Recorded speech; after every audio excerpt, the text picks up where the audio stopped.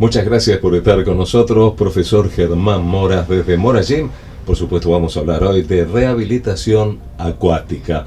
Hola Ale, ¿cómo estamos? ¿Cómo está toda la gente fitness? Bueno, vamos a hacer una salvedad en lo que es la actividad. Nosotros lo hemos encuadrado un poco como ya más amplio hidrogym, que la hidrogym es una actividad en el agua, como vos lo dijiste, en una pileta que no es tan convencional como las piletas habitualmente que vemos de natación, sino que son piletas con una climatización más alta, o sea, el agua está a 30, 31 grados de temperatura. Inclusive los declives que tienen normalmente las piletas, que es a una sola pendiente, en las piletas de hidrogym no, se utilizan dos plataformas de superficie, una que está más o menos a 1,5 metros y la otra a 2,10 metros, con un quiebre importante en el medio. Entonces tenemos dos plataformas de trabajo. ¿Por qué? Porque generalmente la clase empieza con una pequeña entrada en calor, donde nosotros tenemos gente que tiene distintas patologías, algunas crónicas, las que vamos a tener todos en el trayecto de nuestras vidas. Se prevé más o menos que el 80% de la población hoy tiene problemas de columna, con dolores, con patologías bien definidas, que algunas son obviamente degenerativas con el tiempo, pero se puede ir mejorando muchísimo la calidad de vida de esos dolores articulares, dolores óseos que genera todo este tipo de patología crónica. Bueno, eso mismo nosotros lo atacamos en el agua con distintos movimientos, distintos ejercicios. Generalmente empezamos con una entrada en calor general, variada, que es común a todos. Después sí empezamos a hacer trabajos en distintas partes de la pileta, pero la primera etapa es que la gente se integre, que la gente, que el alumno en este caso, porque no hablamos de pacientes, hablamos de alumnos, porque del momento que entran al agua es una persona más que viene a compartir un momento divertido. La parte cognitiva, social y emocional es fundamental en este tipo de clases. La música, la ambientación, la comunicación, el estar presente, el estar en el agua, uno como profesor, al lado del alumno, es muy importante. Eso es lo que hace hoy por hoy la diferencia entre distintas formas de atacar los problemas. Así que en primera instancia lo que hacemos es una entrada en calor general y después sí separamos de acuerdo a las patologías, a los niveles de cada alumno, a las dolencias de ese mismo día, porque hay gente que por ahí viene con un poco más de molestias o menos o algunas predisposiciones o no en hacer algunas cosas.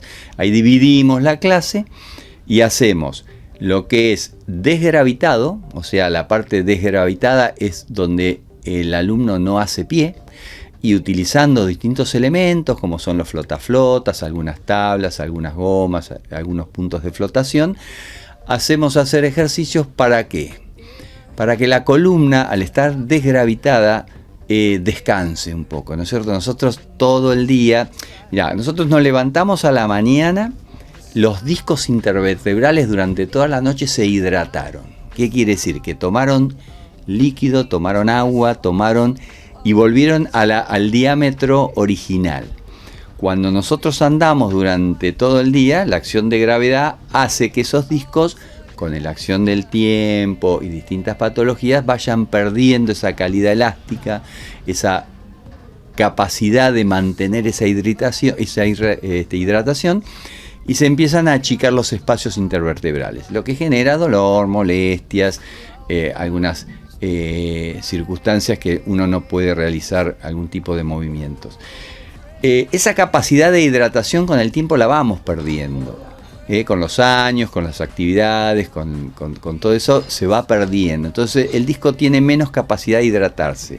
Entonces cuando nos levantamos a la mañana no está tan hidratado como antes y genera un poco más de molestias, más dolor. Entonces el agua, como tiene ese poder por un lado, o sea, está a 31 o 32 grados, es un vasodilatador importante, relajación, es agradable en sí entrar a una temperatura de esa característica.